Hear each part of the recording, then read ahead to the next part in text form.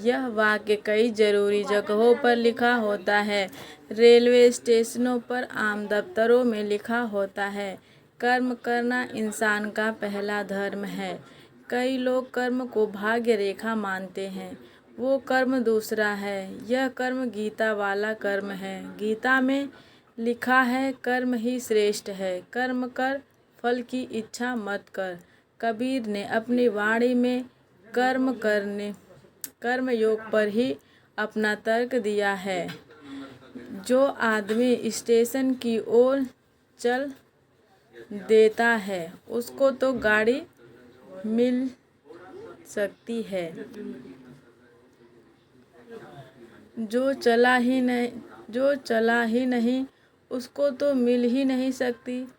आर्य समाज का भी यही नियम है। कर्म करना इंसान का पहला लक्ष्य होना चाहिए। तकरीबन सब धर्म कर्म की व्याख्या करते हैं। अपना अपना ढंग है। आज तो विज्ञान का युग है।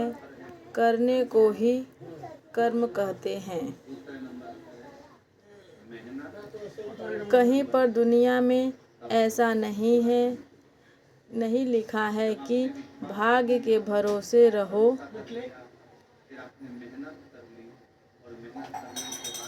कर्म करने से बड़ा आनंद मिलता है।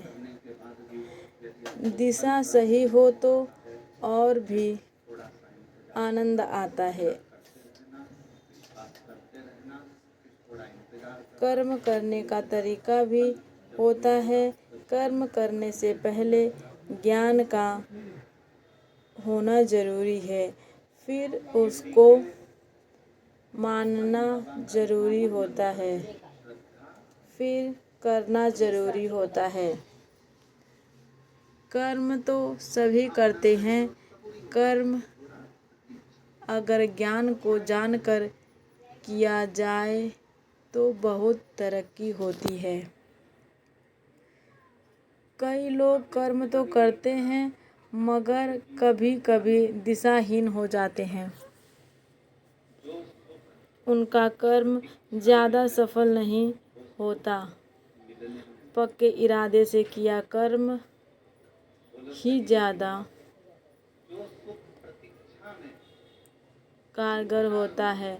कई लोगों की शिकायत रहती है कि हम कर्म तो करते हैं मगर कामयाबी नहीं मिलती।